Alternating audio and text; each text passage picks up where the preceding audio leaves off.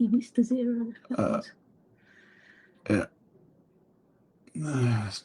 Okay, we are live on the morning break of day 17 of the Undercover Policing Inquiry. We've been listening to the live evidence of Doreen Lawrence, who so far this morning has really been talking about her experience of the night that Stephen Lawrence was killed, the experience of the family liaison officers reporting on the family, the people who was around her who were involved with campaigning. I'm joined by Kate Wilson. What did you make of what we've heard? I mean, obviously, it's very powerful stuff. I mean, the Lawrence family campaign has been such an iconic thing over the decades, and you know, the things that they've achieved. I mean, I think it's quite a big deal that Doreen Lawrence has to be here today. I mean, this is her third public inquiry, and we're still uncovering the layers of awful things that the police did to that family. So the last, I mean, a lot of the inquiry's questioning is around this claim that the SDS make. It's a very uncredible claim, but that the reason why they were spying on the Lawrence family is because of the risk that they were going to be manipulated, that they were going to be taken over by these politically subversive groups. I mean, it's obvious to anybody looking at this stuff that the real threat to the Metropolitan Police was this family campaign that was exposing their racism, their corruption, their complete failure to investigate Stephen Lawrence's murder. And I mean, you know, she's an incredibly good witness. Of course, she's an incredibly good witness. You know, she's been doing this for 30 years, more than 30 years now.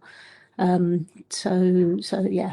Yeah, we saw the transcripts of interviews with the family liaison officers where they basically said, yeah, we took all the information, the names of everybody who attended, what they were doing there, what their reason for visiting was. We saw one of the family liaison officers talking about how he believed that the Family Justice Campaign had been overtaken by the likes of the Anti-Racist Alliance and the African National Congress. Yes, the throwing the African National Congress in there. I mean, Doreen Lawrence says, I have no recollection of the African National Congress ever coming to my house. Right. However, she did meet with Nelson Mandela at his hotel room, which is probably where the family liaison officer has invented that from.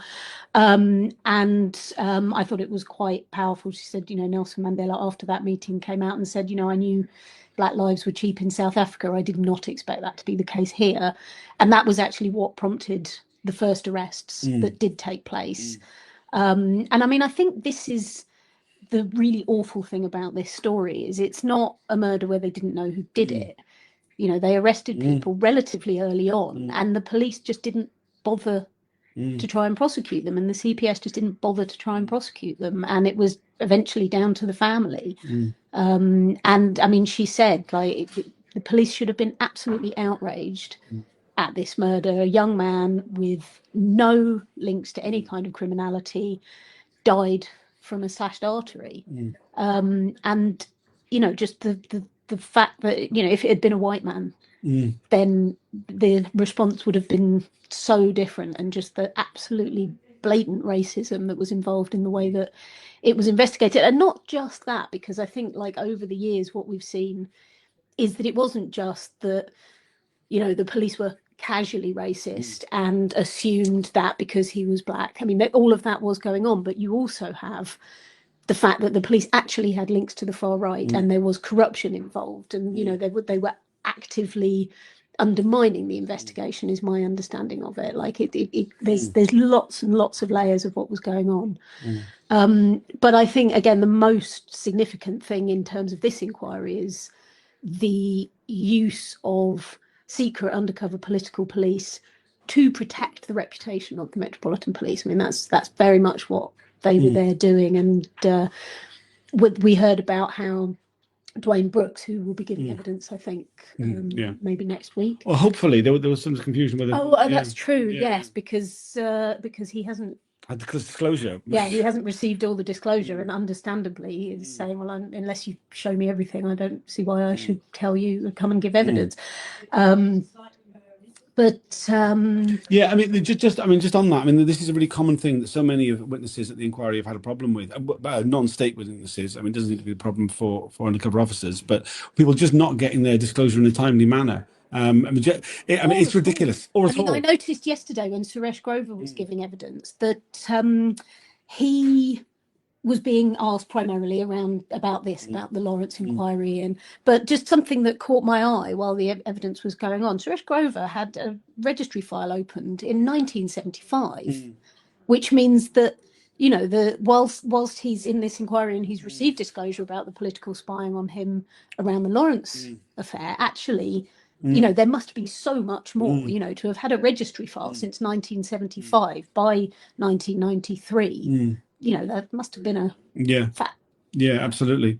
And we were also shown elements of Peter Francis's written statement where he talked about HN86, referring to black people as monkeys, that the family justice campaign was being led by the ring in their nose by Imran Khan. There's horrifically racist terminology and imagery that creates. That was put to Doreen Lawrence. I mean, she was like, well, yeah, the officers she dealt with were clever enough not to be outwardly racist to her face, but she could tell by their actions that they were racist. Yes, I mean, she talked about the dismissiveness of the officers. And I think, I mean, this is going to be an important issue because during the opening statements, during Imran Khan's opening statement, Mitting basically turned round and said, well, I've read Macpherson's definition of institutional racism, and I'm not sure how it applies here because it's about, you know, how goods and services are provided, and the SDS were not providing a service, they were just spying on people, which, you know, it's absolutely shocking. It demonstrates, you know, missing the point. Complete inappropriateness of having this old white man making a ruling at all about institutional racism and how little he understands about it. And, you know, we've heard them talking about unconscious racism, but I think the institutional racism part is really important because it is about how it permeated all levels and how the decision making took place. So it's not just about whether an officer used a racist term like the horrific ones that you just mentioned, but you know, it's about everything in the way that they're operating, in the way that they're approaching this family and, you know, the other family justice campaigns. I mean, as far as I'm concerned, the idea that they would send spies to spy on the families of black people who have died in racist attacks because of the possibility that would have to damage the reputation of the police is in itself institutionally racist. You know, that is what it stems from. And, you know,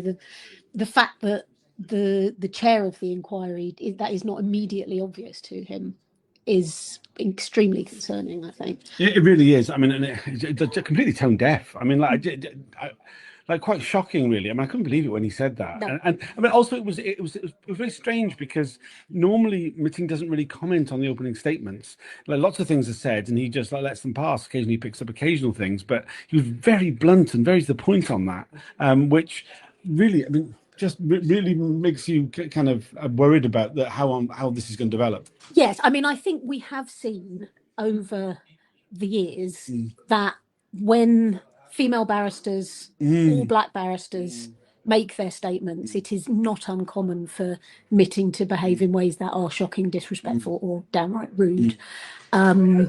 But as you say, this was all of those things, but it was also tone deaf, and quite surprisingly so, given that you know he has taken a position of I don't need a panel, I don't need experts to support me on this. My legal team are well trained. You know, they're white, but they're supposedly well trained in racial equality issues, and for him to say that was just like a real, I don't know, glaring evidence that it's really not enough. No, it's really not. We're only on a short break, so we'll probably be going back in fairly soon. But we're given to understand the next section of questioning will be about the undercover officers themselves who targeted the Lawrence family. I would imagine that's going to be Trevor Morris, it's going to be Peter Francis, it's going to be HN81, cover named Dave Hagan, and might be Mark Jenner as well. Anything you expected to hear from that?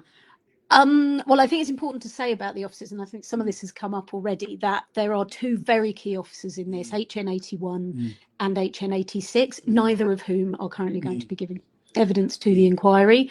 Both of those are being challenged. HN81, the inquiry has said they won't be calling him for health reasons, and that is currently, I believe, being challenged.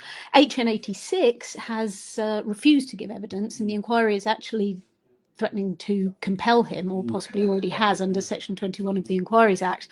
And he has judicially reviewed the decision to try and compel him. So that's all ongoing as well. But so some of the key officers, we're not going to be hearing from them. So HN86 would have been the manager who was responsible for those particularly gross statements about monkeys and black people. Yes, no, HN86 is accused of overt racism and of specifically targeting officers to gather dirt on the Lawrences.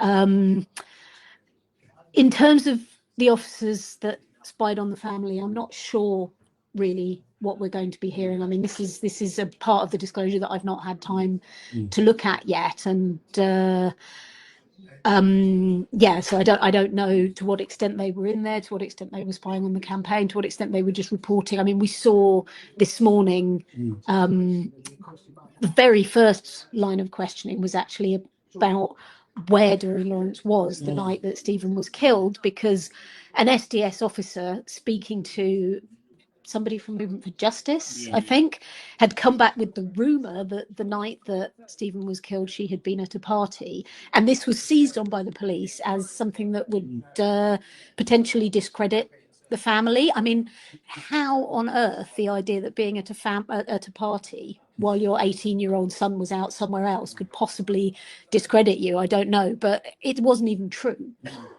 She was out that night, and I believe she said she was at a study group meeting. University study group. A field trip. Right. Yeah. And but yes, like there's just this right from the very beginning, just the slightest thing that could reflect badly on the Lawrence family was being gathered by the police for I mean, who knows what end. It's just madness, you know, especially given that, as she said, it became clear when they started calling for a public inquiry that they hadn't gathered any evidence about the actual murder.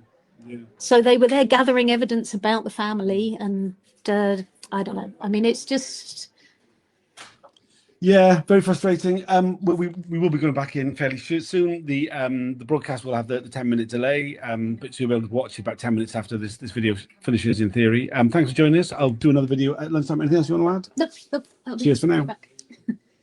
They're all CTI meetings for our clients for next week, so they're not